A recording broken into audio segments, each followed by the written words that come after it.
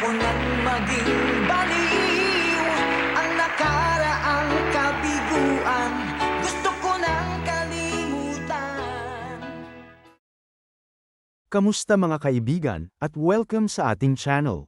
Ngayon, tatalakayin natin ang buhay at karera ng isa sa mga pinakasikat na OPM icon sa Pilipinas, si April Boy Regino. Mula sa kanyang pagkabata hanggang sa kanyang mga kontrobersya at ang kanyang pamamaalam, aalamin natin ang kanyang makulay na kwento dito sa Pinoy Wisdom.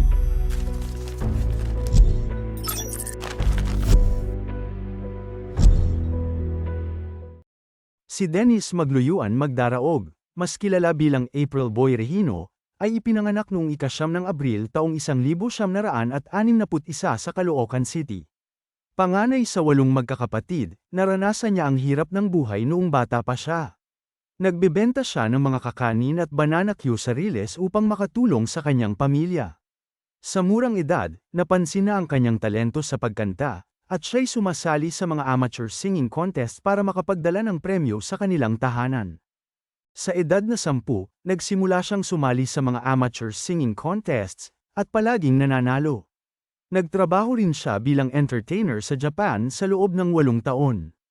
Pagbalik niya sa Pilipinas, sumikat ang kanyang kanta na "Sana'y Laging Magkapiling", kahit na maraming record companies ang tumanggi sa kanya sa simula. Naging bahagi si April Boy ng grupong April Boys kasama ang kanyang mga kapatid na sina Vingo at Jimmy. Subalit noong 1995, nagdesisyon siyang mag-solo at dito nagsimulang umangat ang kanyang karera. Sumikat ang kanyang mga kanta tulad ng "Di Ko Kayang Tanggapin", "Paano ang Puso Ko", at "Umiiyak ang Puso Ko", na naging mga anthem ng masa. Kilala rin siya sa kanyang trademark na baseball cap na laging suot sa kanyang mga pagtatanghal. Sa kabila ng kanyang tagumpay, hindi naging madali ang buhay ni April Boy. Noong 2009, na-diagnose siya ng prostate cancer habang nasa Estados Unidos. Matapos ang ilang taon ng pakikibaka, inanunsyo niyang cancer-free na siya noong 2013. Subalit, noong 2015, sinabi niyang nagkaroon siya ng diabetic retinopathy, isang kondisyon na nagdulot ng pagkabulag ng kanyang kaliwang mata at halos pagkawala ng paningin sa kanyang kanang mata.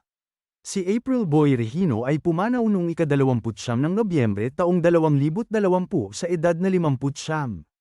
Ang balita ng kanyang pagpanaw ay unang inanunsyo ng kanyang kapatid na si Vingo sa isang Facebook post. Maraming tagahanga at kasamahan sa industriya ang nagbigay ng kanilang pakikiramay at pasasalamat sa kanyang naiambag sa musikang Pilipino. At dito nagtatapos ang ating kwento tungkol kay April Boy Regino. Isang tunay na alamat ng OPM na nagbigay saya at inspirasyon sa maraming Pilipino. Huwag kalimutang i-like ang video na ito, mag-subscribe sa aming channel, at i-click ang bell icon para lagi kayong updated sa aming mga susunod na kwento. Hanggang sa muli, dito lang yan sa Pinoy Wisdom.